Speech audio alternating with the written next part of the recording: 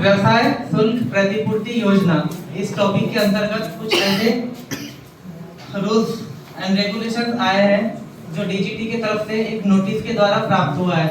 इन्हीं सब विषयों पर हमें अभी कुछ समय पश्चात चर्चा करना है। तो ये एक इस प्रकार की स्कीम है कि जिसकी बेनिफिट्स आपको आगे हर एक स्टेज पे लेना है। बेनिफिट्स के लिए कुछ जो है प्रोटोकॉल्स दिए हुए हैं, तो यही प्रोटोकॉल्स हम लोग कुछ समय पश्चात डिस्कस करेंगे। उसमें एक जो पात्रता में कुछ डॉक्यूमेंट्स की आपको जरूरत पड़ेगी। जो व्यवसाय शुल्क प्रतिपूर्ति योजना एक ऐसी योजना है जो 2019 से चालू थी। अब उस पे अमल बजावनी करने के लिए डीजीटी के द्वारा निर्देश प्राप्त हुए हैं। तो हर साल जो भी स्टूडेंट आईटीआई के फर्स्ट ईयर में प्रवेशित होते हैं उनको एक फॉर्म भरवाया जाता है और इसी फॉर्म के द्वारा 80% फीस जो कि इनकम के ऊपर डिपेंड होता है। सो आपकी फैमिली इनकम अगर 2.5 लाख से नीचे है तो उसके ऊपर आपको बेनिफिट मिलता है। जितनी फीस आप आईटीआई के दौरान भरते हो उसमें 80% जो फीस है वो आईटीआई कंप्लीशन के बाद आपको रिफंड हो जाती है। यस, और उसी प्रकार जिनकी इनकम लिमिट 2.5 लाख से लेकर 8 लाख रुपए तक है उनको 100% फीस जो है रिफंड मिलने वाली है। सो एक योजना आपके लिए एनी हाउ बाय वो ग्रुप बेनिफिशियल है। तो इसी योजना पर चर्चा होगी आज। तो उसके लिए कौन कौन से डॉक्यूमेंट्स की आपको रिक्वायरमेंट होगी, कैप राउंड के थ्रू जिनका एडमिशन होता है वो इसके लिए एलिजिबल होते हैं। सो यहाँ पे कुछ जो है डॉक्यूमेंट्स की जरूरत पड़ेगी आपको 8 से 10। तो डॉक्यूमेंट्स है, okay, just open your books. आपने नोट डाउन करने के लिए कुछ लाया होगा तो डॉक्यूमेंट्स लिख लीजिए। The first one is CAP round slip. जब भी आपकी आईटीआई में एडमिशन होती है कैप राउंड के थ्रू, जो फर्स्ट राउंड से लेके 5th राउंड तक एडमिशन हुई है, तो कैप राउंड के थ्रू अगर आपकी एडमिशन हुई होगी तो सबसे पहले उसके लिए आपको लगेगा कैप राउंड की एक slip. So write down first one cap round slip. Second है वार्षिक कौटुंबिक उत्पन्न यानी कि इनकम सर्टिफिकेट जो लास्ट ईयर। दूसरा है वार्षिक कौटुंबिक उत्पन्न प्रमाण पत्र जिसको आप इनकम सर्टिफिकेट बोलते हो। सो सेकंड डॉक्यूमेंट की रिक्वायरमेंट है इनकम सर्टिफिकेट जो कि लास्ट फाइनेंशियल ईयर का होगा आपके पेरेंट्स के। Yes, income certificate.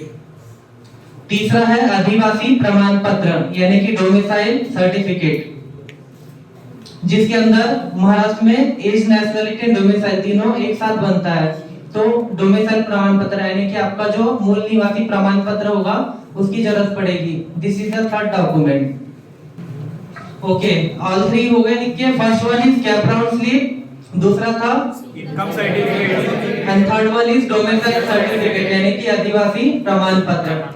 चौथा है राशन कार्ड। राशन कार्ड पे आपका नाम दर्ज होना चाहिए। हो सकता है राशन कार्ड आपके या तो गार्जियंस का बना हो, मम्मी का बना हो या पापा का, लेकिन उसमें जो लास्ट पेज होता है वहाँ पे आपका नाम भी और एज दर्ज होती है। तो आपका नाम वहाँ पे राशन कार्ड पे होना चाहिए। तो fourth one is ration card. अच्छा, आपकी फैमिली में जितने भी मेंबर्स होंगे तो मम्मी पापा को छोड़ने के बाद जो चिल्ड्रंस होते हैं जिसको हम लोग सिबलिंग्स बोलते हैं, तो चिल्ड्रंस में फर्स्ट या सेकंड नंबर आपका होगा तभी मिलेगा। एक्चुअली किसी के अगर 3 या 4 चिल्ड्रंस है तो उनको लाभार्थी नहीं है। नहीं, स्कॉलरशिप नहीं है बेटा, ये फी रिइंबर्समेंट है। अच्छा, 2 चीजों में डिफरेंस समझ लीजिए आप, स्कॉलरशिप और वोकेशनल फी रिइंबर्समेंट स्कीम। ये वोकेशनल फी रिइंबर्समेंट स्कीम एक ऐसी स्कीम है जो आईटीआई कंप्लीशन के बाद होगा आपको। तो इसमें कैसा है, जितनी भी फीस आप टोटल आईटीआई में पे कर डालो 2 साल में तो उसका 80%, जैसे 50,000 में आपका अगर एडमिशन हुआ होगा तो उसका 80% कितना होगा 40,000। तो 40,000 आपको मिलेगा। ये है योजना, स्कॉलरशिप से रिलेटेड नहीं है। स्कॉलरशिप के लिए अलग स्कीम होती है। तो ये जो आज जिस टॉपिक पे हम लोग चर्चा कर रहे हैं ये है फी रिटर्न वाली स्कीम। टोटल फीस रिटर्न जो है हो सकता है कि इंस्टॉलमेंट में आएगा, उसके लिए कुछ ऐसा गाइडलाइंस अभी नहीं दिया है। इसके लिए कुछ और बातें शामिल है, जैसे आपके जितने भी अमाउंट आएगा ये आपके आधार लिंक बैंक अकाउंट में ही आएगा। तो आगे हम बताऊंगा मैं आपको डॉक्यूमेंट्स। ये चारों नोट डाउन हो गए, इसमें कुछ डाउट है? ओके, राइट डाउन दिस आधार लिंक बैंक अकाउंट। आपका जो भी बैंक अकाउंट है नेशनलाइज्ड बैंक होना चाहिए। राइट डाउन आधार link bank account.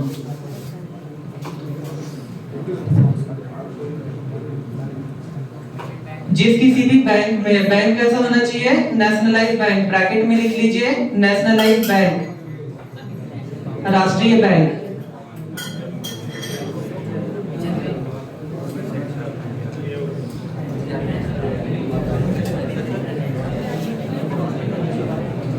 Nationalised bank, ध्यान दीजिए इधर, नेशनलाइज्ड बैंक में एसबीआई में अकाउंट हो तो अच्छा है। एसबीआई के अलावा जैसे बैंक ऑफ बड़ौदा है, bank of Maharashtra, Allahabad bank, इस प्रकार के कुछ नेशनलाइज्ड बैंक है जिनकी लिस्ट 21 है। Sir CBI bank. Yes, CBI भी नेशनलाइज्ड है। कोटक प्राइवेट है बेटा, नेशनलाइज्ड नहीं है।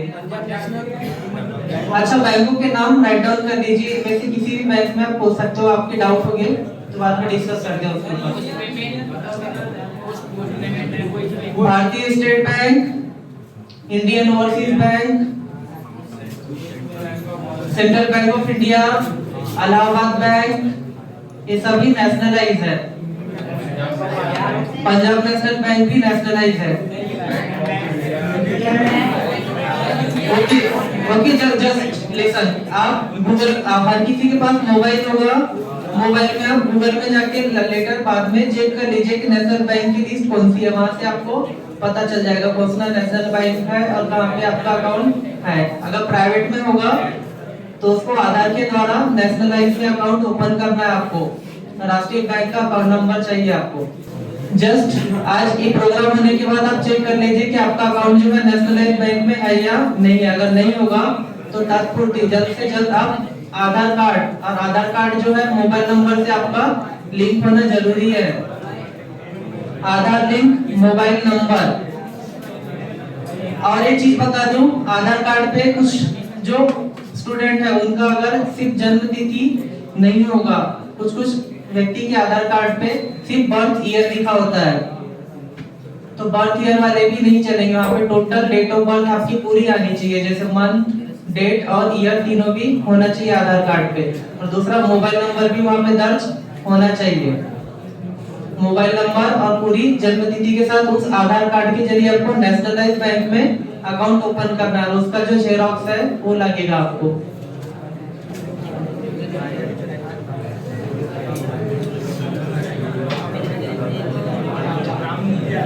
समझ में आ गया ये?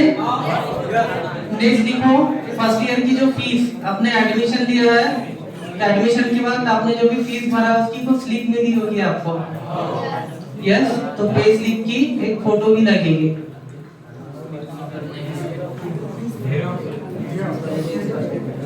फर्स्ट इंस्टॉलमेंट जो आपने, जितना इंस्टॉलमेंट भर के आपने एडमिशन करवाया है उसकी एक जेरॉक्स पे स्लिप लगेगी। तो ये थे डॉक्यूमेंट्स। अब इनके अलावा प्रत्येक व्यक्ति की कैटेगरी और कास्ट अलग अलग होती है। जैसे कुछ एससी, एसटी, एनटी, वीजे, एसबीसी, और ये सभी क्या है, अलग अलग कैटेगरीज है। तो हर एक कैटेगरी के लिए कास्ट सर्टिफिकेट एसेंशियल है, कास्ट सर्टिफिकेट होना जरूरी है। तो write down next document caste certificate.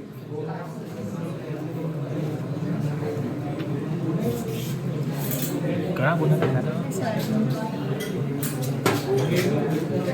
Caste certificate में भी ओबीसी जो कैटेगरी है, ओबीसी को और एक सर्टिफिकेट लगता है जिसका नाम है non creamy layer. I think majority जो है ओबीसी होंगे, तो इनको जरूरत होती है नॉन क्रीमी लेयर सर्टिफिकेट की। अब नॉन क्रीमी लेयर क्या होता है? 3 साल के लिए बनता है, तो इसी साल अगर आपने बनवाया होगा तो 3 साल के लिए वो वैलिड होगा। चेक कर लीजिएगा एक बार, अगर वैलिड नहीं होगा, वैलिडिटी समाप्त हो गई होगी तो जल्द से जल्द बना अप्लाई करने के लिए डाल दीजिए। कास्ट सर्टिफिकेट और नॉन क्रीमी लेयर साथ में आता है ओबीसी को, तो लास्ट डेट चेक कर लीजिए कि कब तक वैलिड है। अगर वैलिड नहीं होगा तो उसको वैलिडेट करवाइए।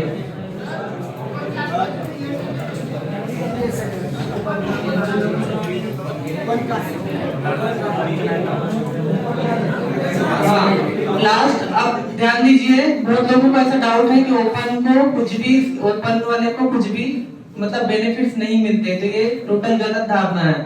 ओपन के लिए एक आता है ईडब्ल्यूएस प्रमाण पत्र, यानी कि इकोनॉमी के लिए वीकर सेक्शन में जो आर्थिक दृष्टि से गरीब होते हैं, इनके लिए एक प्रमाण पत्र बनता है, जिला से ही बन जाएगा वो। तो ईडब्ल्यूएस का जिनके पास प्रमाण पत्र है, जो ओपन कैटेगरी में बैठते हैं, इनके लिए भी इनकम लिमिट है 2.5 लाख से नीचे। जिनकी वार्षिक उत्पन्न जो ओपन में है और जिनकी पारिवारिक इनकम 2.5 लाख से नीचे है, वो भी इस योजना के लाभार्थी है। और अगर जिनकी इनकम 2.5 लाख से 8 लाख तक है, वो भी लाभार्थी, उनको 80% रिफंड होगा, और 2.5 लाख से नीचे उनको 100%। तो इसके लिए एक सर्टिफिकेट की जरूरत है, वो है ईडब्ल्यूएस प्रमाण पत्र।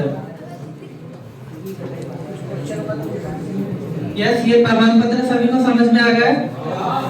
और एक सर ने बताया था अभी कि परिवार के सिर्फ किसी भी परिवार में सिर्फ 2 ही सदस्यों को ये बेनिफिट्स मिलेगा, 2 ही स्टूडेंट, 2 ही बच्चों को, किसी भी परिवार के 2 बच्चों को स्कीम मिलेगा। नेक्स्ट, ये सब के लिए 10th पास आउट होना जरूरी है, तो ऑब्वियसली सभी 10th पास आउट है।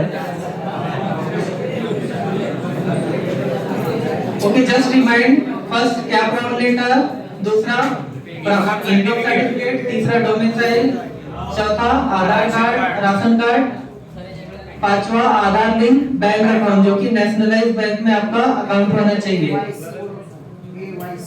हाँ, बैंक में केवाईसी, एक्चुअली आधार का क्या होता है, जब भी बैंक में अकाउंट ओपन करते हैं तो वहाँ पे एक नो योर कस्टमर करके ऑप्शन होता है, तो बैंक अपने कस्टमर का कुछ इंफॉर्मेशन रखते हैं, तो केवाईसी आपका कंप्लीट होना जरूरी है। ऑब्वियसली जब बैंक में अकाउंट ओपन करने जाओगे, आपका केवाईसी होगा।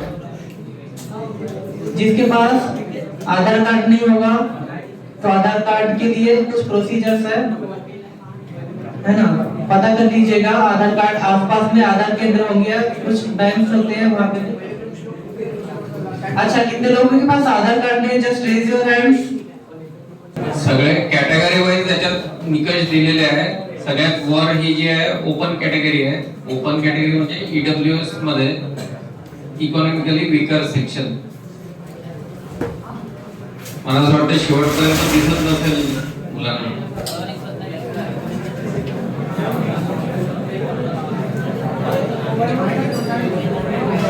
मी माहिती सांगतोय ती ऐका तुम्ही। लिहिलेलं सगळं याच्यावर तेच लिहिलेलं आहे जे मी तुम्हाला सांगणार आहे।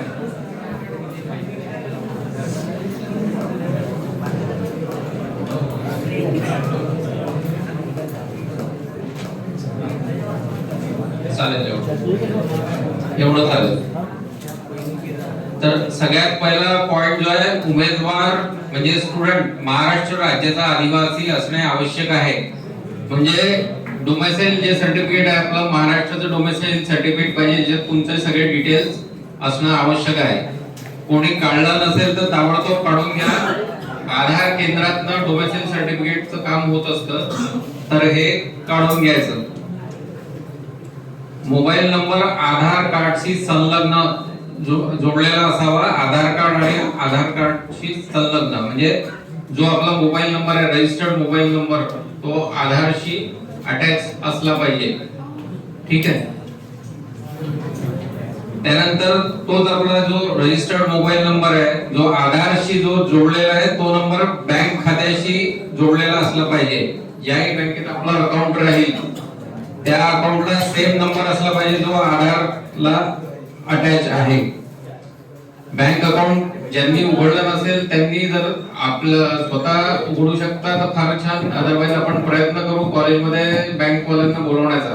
पण मीन टाइम म्हणजे त्या वेळात तुमचं जर पर्सनली तुम्ही जाऊन ओपन करू शकता नॅशनलाइज बँकेत, तर तो आपला खातं ओपन करून घ्या।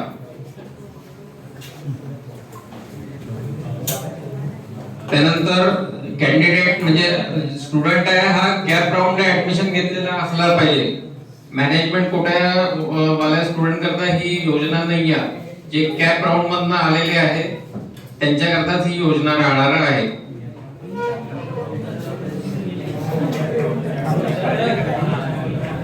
त्यानंतर उमेदवाराकडे अनुसूचित जातीचे सक्षम अधिकाऱ्याचे जात प्रमाणपत्र असावे. जो ज्या कास्टचा आहे, शेड्यूल कास्ट आहे, एसटी आहे किंवा ओबीसी, जे काही आपापली जी कास्ट आहे त्या कास्टचं व्हॅलिड सर्टिफिकेट हवं प्रत्येकाजवळ. आणि त्याची सगळ्यांची आपल्याला झेरॉक्स अपलोड करावं लागेल, ती सिस्टम मध्ये अपलोड करावं लागणार आहे. त्यामुळे कास्ट सर्टिफिकेट प्रत्येकाचं अवेलेबल असायला पाहिजे. ज्यांचं नसेल त्यांनी बनवून घ्या लवकरात लवकर, कारण वेळ निघून गेल्यावर मग काही होणार नाही. वेळेत सगळ्या गोष्टी कंप्लीट कराव्या लागतील आपल्याला. उमेदवाराकडे मागील वर्षाचे उत्पन्नाचे प्रमाणपत्र असावे. प्रमाणपत्र म्हणजे इन्कम सर्टिफिकेट, लास्ट फायनान्शियल इयरचं जे वडिलांची टोटल जी काही अर्निंग होतं म्हणजे उत्पन्न होतं त्याचं सर्टिफिकेट, इन्कम सर्टिफिकेट अवेलेबल असायला हवं प्रत्येकाजवळ. ते कारण तेही आपल्याला अपलोड करावं लागणार आहे सिस्टम मध्ये. त्यामुळे ज्यांच्याकडे जे नसेल त्यांनी आत्ताच वेल इन ऍडव्हान्स म्हणजे आगाऊ सगळं पटापट जमा करून ठेवून घ्या. एकदा डेट निघून गेल्यावर मग काही याच्यात आपण कॉलेज तर्फे काही करता येणार नाही, कारण शासनाच्या प्रत्येक ज्या डेट दिलेल्या असतात त्या डेट मध्ये ते कामं करावं लागतात, नंतर कामं होणार नाही. आणखी दुसरी एक सूचना ही आहे की आपल्याला सगळ्यांना माहिती आहे की आता ऍडमिशनच्या डेट वाढलेल्या आहेत, तर 30 तारखेपर्यंत परत ऍडमिशन सिस्टम जी आहे ती अजून एक्सटेंड झालेलं आहे. त्यामुळे तुमचे जे कोणी मित्र असतील ज्यांना इच्छा असेल त्या लोकांना तुम्ही जरूर कम्युनिकेट करा, आपल्या कॉलेज बद्दल सांगा. आपल्या इथे जवळपास सगळ्या ट्रीटमेंट जागा आहेत, तर ज्या कोणाची इच्छा असेल अशा मित्रांना आणि मुख्य म्हणजे या योजनेबद्दलही त्यांना सांगा, जेणेकरून त्याला असं नको वाटायला की 30-35 हजार रुपये फीस मी भरेल आणि ऍडमिशन घेईल जे काही, कारण ही सगळी आपल्याला वापस मिळणारच आहे. तर आपल्या मित्रांना ज्यांना कोणाला अजूनही ऍडमिशन घ्यायची असेल त्यांना तुम्ही सांगू शकता आणि या योजनेबद्दलही सांगू शकता, जेणेकरून पैसे आपल्याला सगळे आपले परत मिळतील. तर अजून 30 तारखेपर्यंत वेळ आहे आपल्याजवळ. ज्यांची इच्छा असेल मित्रांची ऍडमिशन घेण्याची तुम्ही निश्चित त्यांना कम्युनिकेट करा, त्यांना कळवा. ठीक आहे.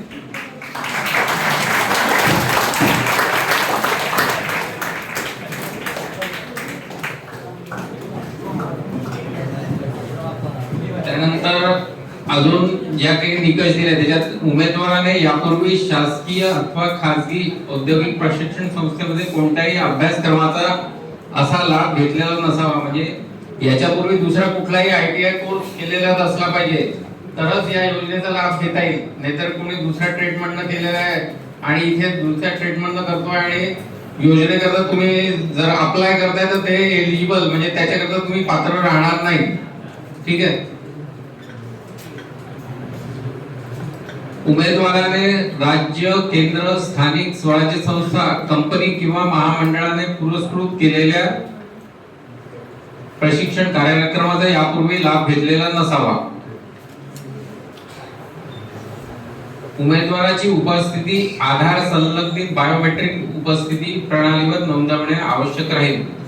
आता आपण सध्या आपल्याकडे जी नॉर्मल मशीन लागली आहे, थंब ज्याच्यावर आपण हे करतोय बायोमेट्रिक करतात, तर आता एक आधार कार्डशी अटॅच असणारी मशीन लवकरच येईल. तर त्याची अटेंडन्स कन्सिडर केल्या जाणार आहे आणि ती अटेंडन्स 80% तरी असणं आवश्यक आहे, तरच या योजनेचा लाभ घेता येईल. आणि जे फ्रिक्वेंटली म्हणजे नेहमी अब्सेंट राहणारी मुलं आहेत त्यांनी याच्यापासून बोध घ्यावा, कारण मग अशा कुठल्याही योजनेचा त्यांना काही लाभ होणार नाही. त्यामुळे अटेंडन्स सिन्सिअर राहणं गरजेचं आहे.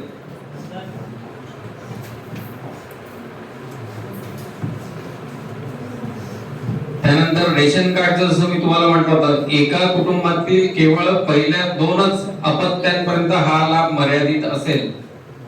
ज्यांच्याकडे तुमच्या घरात 4 पेक्षा जास्ती व्यक्ती म्हणजे आई वडील आणि मुलं हे 4 पेक्षा जिथे असेल तिथे समजा तुमचा नंबर आई वडील त्यानंतर 2 भावंडांनंतर तुमचा 3रा नंबर लागत असेल तर तुम्ही याच्यात एलिजिबल राहणार नाही.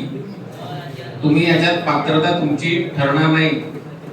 3रा किंवा 4था नंबर लागत असेल भावंडांमध्ये तुमचा, तर पहिला 2रा लागत असेल तर चालेल, ओके. पण तिसरा चौथा नंबर असेल तर तुम्ही त्याच्यात एलिजिबल होणार नाही.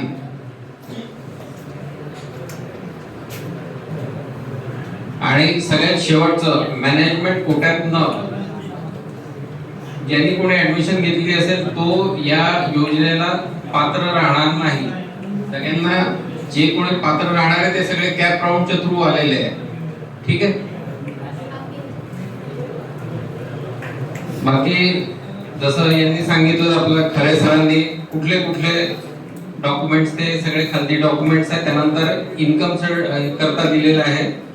प्रस्तुत योजनेच्या लाभाकरिता ज्या अनुसूचित जाती प्रवर्गातील विद्यार्थ्यांचे कुटुंबातील मागील वर्षातील एकत्रित वार्षिक उत्पन्न 8 लाखाच्या मर्यादेत आहे असे विद्यार्थी योजनेअंतर्गत व्यवसाय प्रशिक्षण शुल्क प्रतिपूर्तीचा लाभास पात्र राहतील.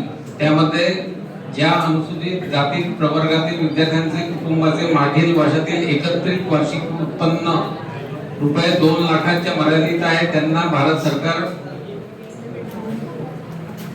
मॅट्रिक्युलर शिष्यवृत्ती योजनेचा लाभ देय होईल. मॅट्रिकोत्तर म्हणजे पोस्ट मॅट्रिक 10वी नंतर. तसेच केंद्र शासनाने सदर उत्पन्न मर्यादेत भविष्यात बदल केल्यास त्याप्रमाणे उत्पन्नाच्या निकषातील बदल योजनेअंतर्गत लागू राहतील. विहित केलेल्या प्रशिक्षण शुल्काच्या रकमेची 100% प्रतिपूर्ती अनुज्ञेय राहील.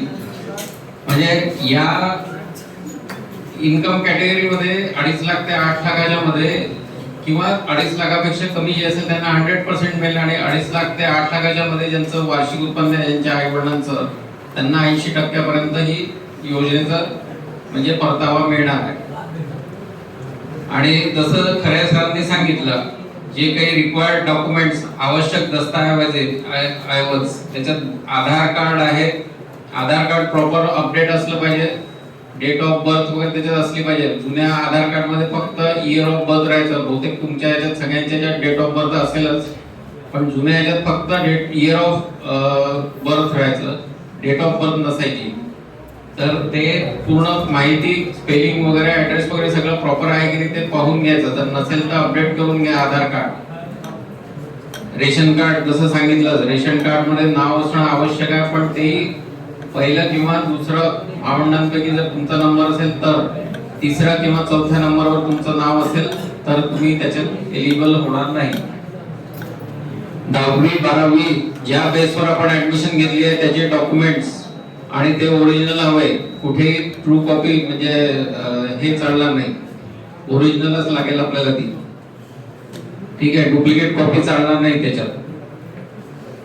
डोमेसाइल सर्टिफिकेट, डोमेसाइल सर्टिफिकेट म्हणजे महाराष्ट्र राज्याचा आदिवासी आहे हे दाखवणारं पत्र, ते आपल्याला आधार जे केंद्र असतात त्याच्यातनं मिळतं. ज्यांनी नसेल काढलं त्यांनी काढून घ्या, कारण डोमेसाइल सगळीकडे आजकाल गरजेचं आहे. फर्दर कोणी पुढे एज्युकेशन घेणार असेल, कोणी ग्रॅज्युएशन करणार असेल, BE वगैरे ज्यांना करायचं असेल त्या सगळ्यांना मॅन्डेटरी म्हणजे आवश्यक आहे डोमेसाइल सर्टिफिकेट. त्यामुळे हे नसेल काढलं तर काढून घ्या.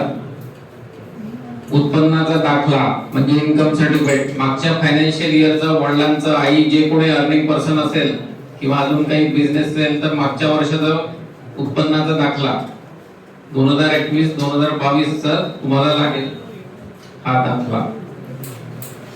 जातीचे प्रमाणपत्र म्हणजे कास्ट सर्टिफिकेट, हे सगळं अपडेट आहे की नाही पाहून घ्या व्यवस्थित. Cap round allotment letter, admission झाल्यानंतर आपल्याला जे सेंट्रलाइज ऍडमिशन प्रोसेस वाला जे लेटर असेल ज्याच्यात आपला नंबर वगैरे जे काही डिटेल्स असतील ते लेटर आपल्याला लागणार आहे. आणि प्रशिक्षण शुल्क भरल्याची पावती म्हणजे जी काही आपण फीची इन्स्टॉलमेंट भरली आहे ती रिसिप्ट आपल्याला लागणार आहे. तर सगळ्या याच्यात हे जे डॉक्युमेंट्स आहे सगळ्या कास्ट करता ऑलमोस्ट कुठली कॅटेगरी असो ऑलमोस्ट हे डॉक्युमेंट सगळ्यांना सेमच राहणार आहे. विशेष काही फरक नाही आहे याच्यात. फक्त ओपन मध्ये EWS वाला आहे ते EWS चं सर्टिफिकेट आपल्याला भरून घ्यावं लागेल. जो ओपन मध्ये असेल इकॉनॉमिकली वीकर सेक्शन मध्ये त्याला ते सर्टिफिकेट बनवून घ्यावं लागेल. आधार केंद्रात चौकशी करू शकतात. तिथून ते उत्पन्नाचं तुम्ही डिटेल्स दिले की ते EWS सर्टिफिकेट बनवून देत असतात. तर हे सगळे जेवढे डॉक्युमेंट्स आहे आणि बाकी सगळे तुम्हाला जे मी एलिजिबिलिटी क्रायटेरिया निकष सांगितले ते सगळे तुम्ही रेडी करून घ्या आणि सगळ्यांना सुद्धा या योजनेचा लाभ घेता येईल. काही तुम्हाला अजून क्वेश्चन असेल तर तुम्ही विचारू शकता.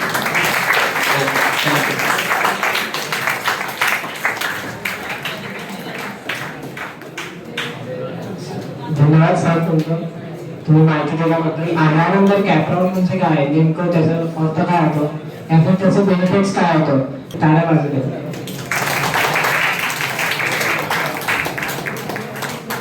नमस्कार. आज आपण सर्वजण इथे शिक्षण शुल्क योजना काय आहे याच्याकरता एकत्रित झाले. व्यवसाय प्रशिक्षण शुल्क प्रतिपूर्ती योजना ही 2017-18 पासून लागू करण्यात आलेली. ज्यावेळेला मुलं आमच्याकडे यायचे एससी कॅन्डिडेट्सला योजना लागू झालेली होती, तर UBC करता स्कीम आलेली नव्हती. मागच्या वर्षापासून UBC साठी ही स्कीम लागू झालेली आहे. त्याच्यामध्ये OBC, SC, ST, open, BC, MT सर्व प्रशिक्षणार्थींना या योजनेचा लाभ घेता येईल. त्याच्यामध्ये पुष्कळशा मुलांना ही अडचण येते की कॅप लेटर म्हणजे काय हे त्यांना अपलोड करताना समजत नाही. ज्यावेळेला तुम्ही आमच्याकडे ॲडमिशनला येता त्यावेळेला म्हणजे कॅपमध्ये जर तुमची ॲडमिशन झाली असेल पहिला राऊंड, दुसरा राऊंड, तिसरा राऊंड आणि चौथा राऊंड, याच्यामध्ये ते कॅप लेटर जनरेट होतं. त्याच्यानंतर आम्हाला जसं कॅप राऊंड संपल्यानंतर ॲडमिशन देतात तर कॅप लेटर जनरेट होत नाही. म्हणून सर्व प्रशिक्षणार्थींनी कॅपमध्येच ॲडमिशन घेणं आवश्यक राहतं. तसेच पुष्कळ मुलांना ही अडचण राहतं की कुठल्या पण शासकीय ITI मध्ये शुल्क लागत नाही, याच्याकरता ते कुठल्या पण ट्रेडला प्रवेश घेण्याकरता तयार होतात. पण एकदा तुम्ही शासकीय किंवा कुठल्या पण खासगी ITI आणि जो तुम्हाला ट्रेड पाहिजे आहे आणि तुम्ही वॅकन्सी आहे म्हणून प्रवेश घेतलेला आहे, त्याच्यानंतर तुम्हाला वाटतं की नाही आपल्याला हा ट्रेड योग्य आहे, आपण दुसरा ट्रेड करावा.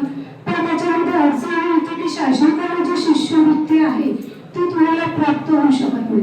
एकदा तुम्ही जो ट्रेड ITI मध्ये प्रवेश घेतला तर म्हणजे दुसऱ्यांदा स्कॉलरशिपचा लाभ घेता येत नाही. त्याच्यामुळे कुठल्या पण शासकीय संस्थेत जरी वॅकन्सी सीट असेल तरी पण तुम्ही विचारपूर्वक ट्रेड निवडायला हवं. कारण की कसं की नंतर आपल्या तिकडे पण ॲडमिशन कॅन्सल करतात आणि इथे ॲडमिशन झाल्यानंतर त्यांचे प्रश्न राहतात की मला स्कॉलरशिप का बरं प्राप्त झाली. त्याच्यामध्ये पुष्कळशा अशा अडचणी असतात. मुलं BA BCom अर्धवट शिक्षण करून आलेले असतात, त्यांना पण स्कॉलरशिपचे फॉर्म निवड येतात आणि मुलांना कसं स्कॉलरशिपची जी माहिती आहे ती योग्य प्रकारे घेऊन त्यानुसार फॉर्म अप्लाय करायला पाहिजे. पुष्कळशा मुलं चुकीची इन्फॉर्मेशन त्याच्यामध्ये भरतात, कॅप लेटर अपलोड करत नाही किंवा डॉक्युमेंट्स पण तिथे स्पष्टपणे लिहिलेलं असतं की ओरिजिनल डॉक्युमेंट्स स्कॅन करा, तरी पण मुलं झेरॉक्स कॉपी अपलोड करतात. चुकीचे डॉक्युमेंट्स अपलोड केल्यामुळे पण फॉर्म निवड येतो. हे सगळं कारणं तुम्ही तिथे समजून घेतले पाहिजे. त्याच्यानंतर मी आपले एवढं कमी 11 शब्द सांगत आहे आणि समोरची जी माहिती आहे ती माझ्यापेक्षा पण संचालक सर आपल्याला देतील अशी मी त्यांना विनंती करते आणि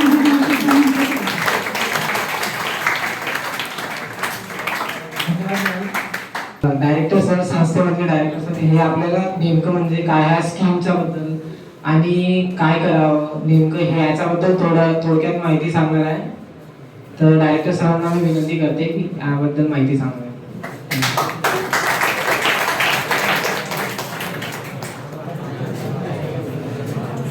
जे बिचारे आर्थिक परिस्थितीनं खाली आहे, 8 लाख रुपयाच्या खाली, मग त्यांच्याकरता माझ्याकडे सोय आहे का त्यांना 8 लाख रुपयाच्या आतमध्ये बसवायचं कसं, त्यांना या योजनेचा लाभ मिळवून द्यायचा कसा, या योजना त्याला पूर्ण प्रतिपूर्ती मिळेल अशी व्यवस्था करायची कशी, ही सुद्धा व्यवस्था आपल्याकडे आहे.